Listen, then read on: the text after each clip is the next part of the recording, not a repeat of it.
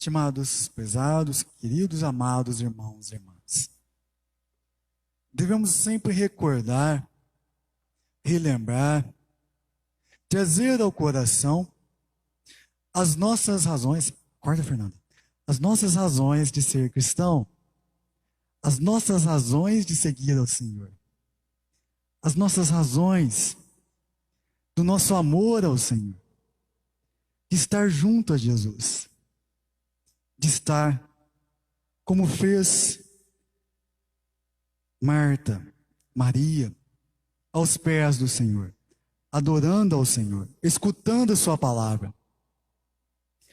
Quantas e quantas vezes esquecemos as razões de servir a Deus? Talvez há pessoas que têm o pensamento: eu gosto da missa do padre tal. Quando era daquele padre tal, eu não gostava de ir à missa. Por que seguimos a Jesus? Por que estamos atrás do Senhor? Como gostava de escrever um santo na porta, na parede do seu quarto, um monge, São Bernardo. Bernardo, por que vieste? Ou seja, por que estamos nesse mundo? Jesus, nos ensina a Madre Teresa de Calcutá, não nos promete sucesso, não nos promete aplausos. Foi o que ele disse no Evangelho a um dos seus discípulos: as raposas têm suas tocas, as aves seus ninhos, mas o próprio Filho do Homem, ou seja, eu mesmo, o Senhor, Ele, não tinha onde reclinar a cabeça, sobretudo se nós olhamos para a cruz. Uma hora, em algum momento, Cristo vai nos pedir aquilo que nós mais retemos com as mãos, aquilo que nós mais seguramos com apego,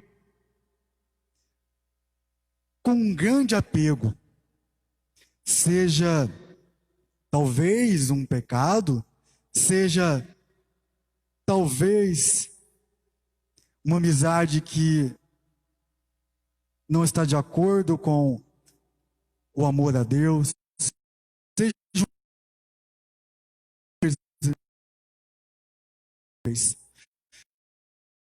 de que nós seguramos com apego. Temos de uma passagem lá do Antigo Testamento. Abraão tinha um filho muito amado, Isaque. Deus apenas quis testá-lo, pediu que ele sacrificasse Isaque. Claro que Deus não queria isso, mas quando já estava com a faca em direção ao menino, Deus gritou: Abraão, Abraão, não! Agora eu já sei que temes a Deus. Não estendas a tua mão contra o menino. Qual é o Isaque de nossa vida que nós temos que oferecer a Deus? Qual o apego, qual o pecado? O que nós colocamos na nossa vida que é quase tão amado quanto Deus? Santo Aníbal, Maria de França, ele tinha um gatinho. Ele era um padre, um gatinho de estimação. E em determinado momento ele percebeu que ele estava muito apegado àquele gatinho. Um santo, um grande homem de Deus. Quando aquele gatinho chorou, se morreu, ele chorou, é claro, mas passado pouco tempo depois ele agradeceu a Deus, porque ele percebeu que estava dando muito do coração dele para aquele animal de estimação. Irmãos e irmãs, nós devemos seguir a Jesus, não para agradar o padre, não porque muitas pessoas iam ou vão à igreja, não porque aprendemos dos pais, mas sim porque em nossas almas tem sede de Deus, nossos corações têm sede de Deus. Certa vez escreveu um teólogo, ou seja, alguém muito estudado, muito aprofundado na fé, um teólogo alemão, professor, intelectual, no século passado, ele dizia: no século 21, ou os cristãos vão ser místicos, ou seja, ou vão ser profundamente de Deus, ou não serão nada de acordo com a fé. Devemos enraizar o nosso coração em Cristo Jesus. Devemos enraizar a nossa alma, o nosso espírito em Deus. Aprofundar nele. Vi uma frase que achei muito interessante há pouco tempo numa palestra.